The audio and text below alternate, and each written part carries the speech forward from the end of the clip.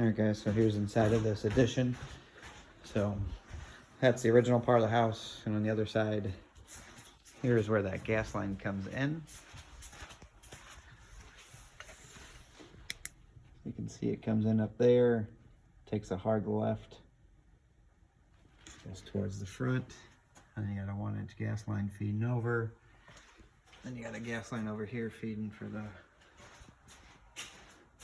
I believe that's a fireplace above us.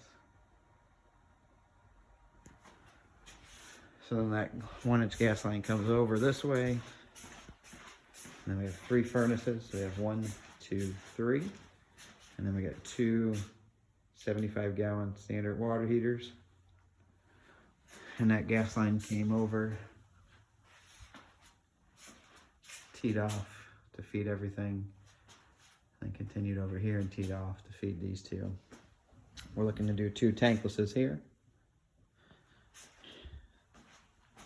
Currently the vent goes all the way over this way. Ties into the chimney over there, which is too far. And we got these 2 furnaces which go out to a sidewall vent kit, which has failed. So we got it temporarily wired so it can work. So we're gonna get rid of that vent kit on the wall. We'll take our PVC venting out that way. And then we're actually gonna redo the flue pipe and tie into this. We got a 7-inch wall, we got metal fab double wall. And then we're gonna need to do this pipe, probably end up in double wall going across here. So we're gonna need a 2-foot section, an elbow.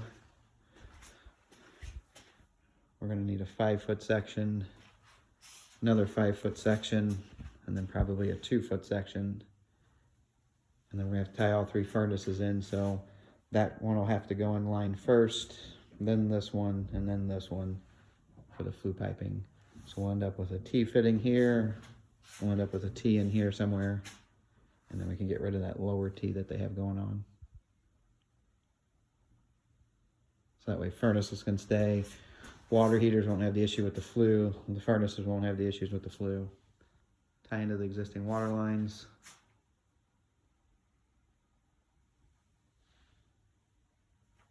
And then for the gas, this is what I was saying, we may have to end up going, may be able to change that to high pressure, put the regulator in here, or run a new gas line, which we would just run straight across, and I'll show you the room behind it. So we would just go straight through.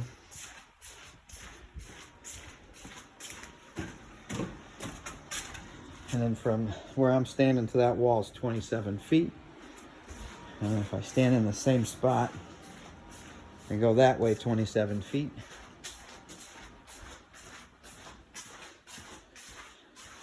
it puts me right in line with that opening that's right in there.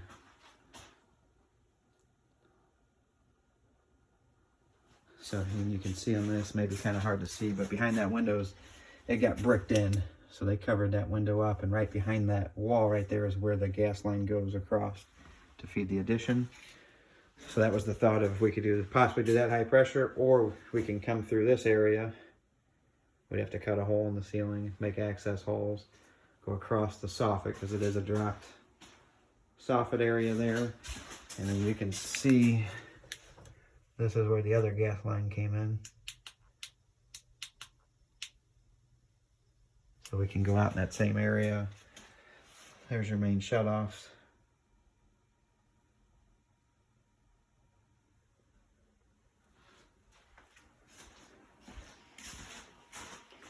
So again, we may have to cut access holes in there to get to everything, to get the gas line out. All right, and from lengths in this room, from where that wall is over to where those water heaters are, is about 30 feet. And then those sit back about 5 feet that way. And then once you get into this room,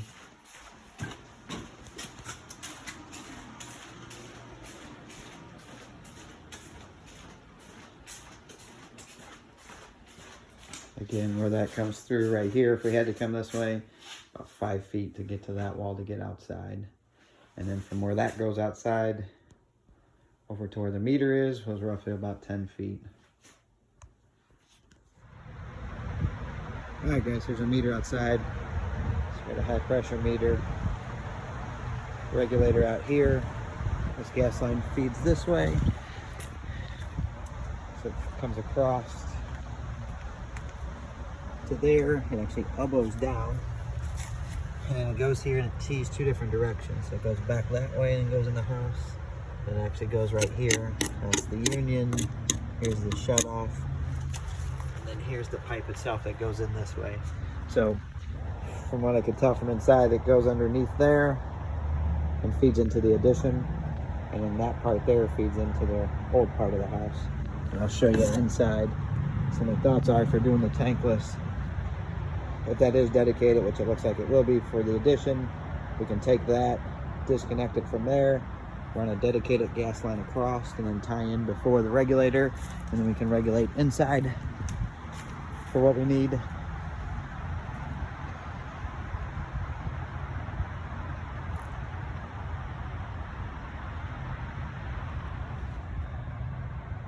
Or the other option is we may have to end up coming out with a new gas line in that area and then run across and then tie in before the regulator. And I'll show you behind here. This is a finished room here, but we may have to cut access holes to get to it. All right, guys, here's our setup outside. That's where that sidewall vent kit comes out. So we're gonna need a sheet metal patch to go over that. And then we'll bring our PVC venting out that hole.